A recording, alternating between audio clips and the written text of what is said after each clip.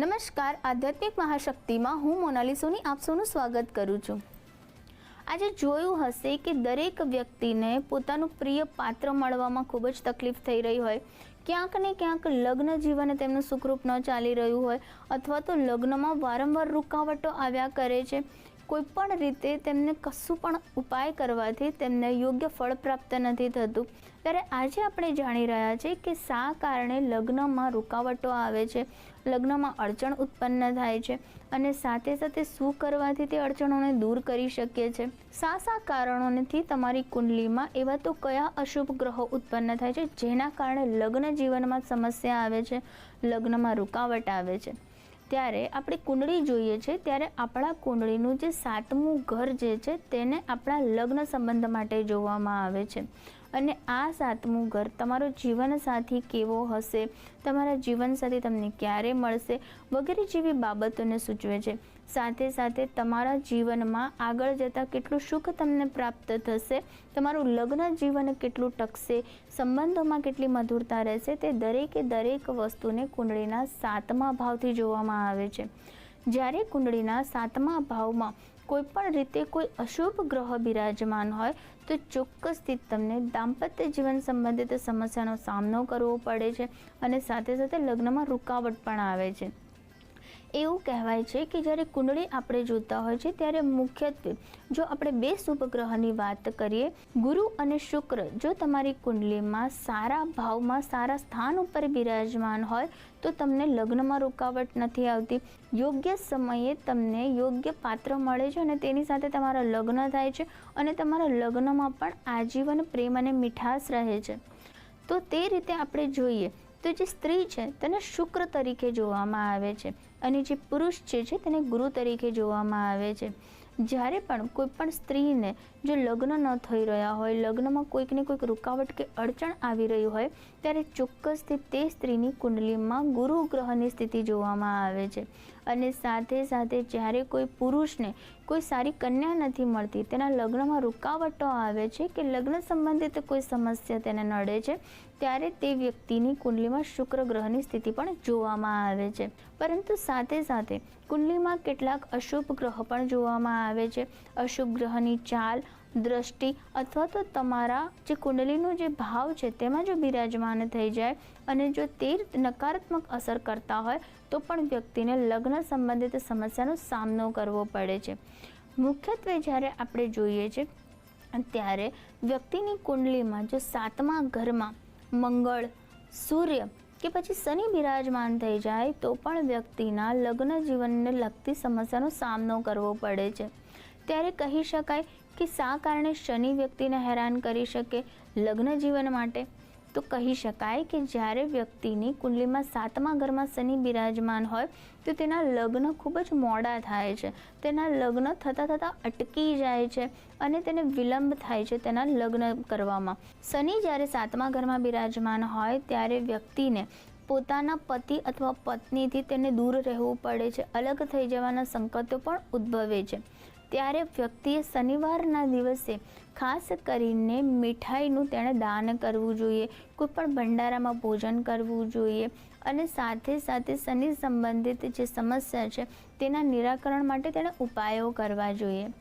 તેવી જ રીતે જ્યારે આપણે કહી શકીએ કે મંગળ જ્યારે વ્યક્તિની કુંડલીમાં હોય અને વ્યક્તિને મંગળ અશુભ પ્રભાવ આપી રહ્યો છે અથવા તો મંગળ 7મા સ્થાન ઉપર બિરાજમાન છે, પહેલા, ચોથા કે 12મા સ્થાન ઉપર બિરાજમાન છે ત્યારે પણ કહી શકાય કે વ્યક્તિને કોઈક રૂપે મંગળ સંબંધિત સમસ્યાનો સામનો કરવો પડે છે। તે વ્યક્તિ ખૂબ જ સરળતાથી પોતાનું પાત્ર જે છે તેને પસંદ નથી કરી શકતી અને વારંવાર તે પોતે આવેલા જે પણ તેના લગ્નના માંગા હોય છે કે જે પણ વ્યક્તિ તેની સાથે લગ્ન કરવા માટે આવ્યું હોય છે તેને તે રિજેક્ટ કરી દે છે અને વારંવાર તેની સાથે આવું થયા કરે છે અને ખૂબ જ એક એવો સમય વીતી ગયા છતાં પણ તેના લગ્ન નથી થતા। ત્યારે વ્યક્તિએ ગૌરી શંકરની તેમણે વિશેષ ઉપાસના કરવી જોઈએ। ત્યારે સાથે સાથે તેમણે ચામુંડા સ્ત્રોતનો પાઠ કરવો જોઈએ અને માતા પાર્વતીજીને મંગળવારના દિવસે નવશૃંગાર ભેટ અર્પણ કરવી જોઈએ, કારણ કે જે મંગળ જે છે તે કાર્તિક ભગવાનને દેખવામાં આવે છે। કાર્તિક ભગવાન એ મંગળનું સ્વરૂપ છે અને તે જે પાર્વતી માતાજીના પુત્ર જે છે તે કાર્તિકેયજી છે.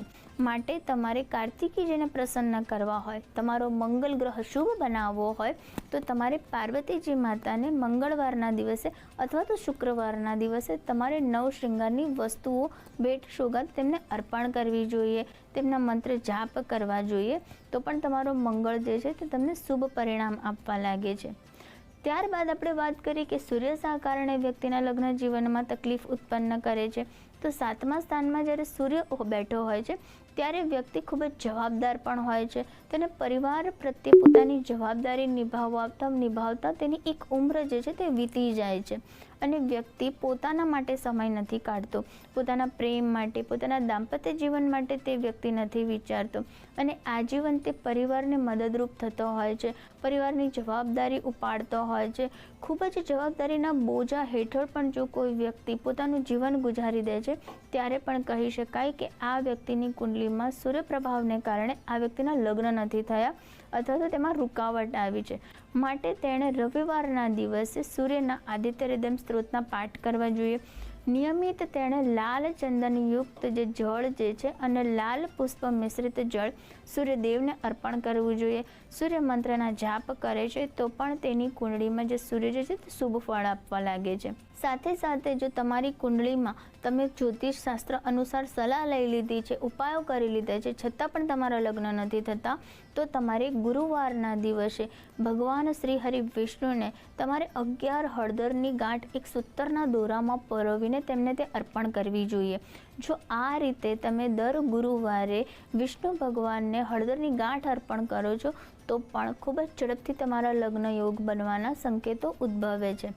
સાથે સાથે શુક્રવારના દિવસે અને રવિવારના દિવસે વ્યક્તિએ દહીંથી સ્નાન કરવું જોઈએ, તો પણ તેના લગ્ન જે છે તે ખૂબ જ ઝડપથી થાય છે, કારણ કે તેનો શુક્ર જે છે તે ઉચ્ચનો બનવા લાગે છે અને તેના જીવનમાં પણ કોઈ પ્રિય પાત્રની એન્ટ્રી થઈ જાય છે. દરેક ઉપાયો કરવા છતાં પણ તમને લાભ પ્રાપ્ત ન થતો હોય તો તમારે જે ગાય જે છે તેને તમારે બાફેલી ચણાની દાળમાં થોડી હળદર મિશ્રિત અને થોડો ગોળ મિશ્રિત કરીને ગાયને નિયમિત તમે ખવડાવો છો તો પણ શુક્ર સંબંધિત અને ગુરુ સંબંધિત જે પણ સમસ્યા છે તે દૂર થાય છે અને તમારા જીવનમાં પણ એક સારું પાત્ર આવે છે અને તમારા લગ્નના યોગ બને છે. જ્યારે પણ વ્યક્તિના લગ્ન ન થઈ રહ્યા હોય, લગ્નમાં વારંવાર રૂકાવટો આવતી હોય, ત્યારે તે વ્યક્તિએ 2 મુખી એટલે કે ગૌરી શંકર રુદ્રાક્ષ ધારણ કરવો જોઈએ.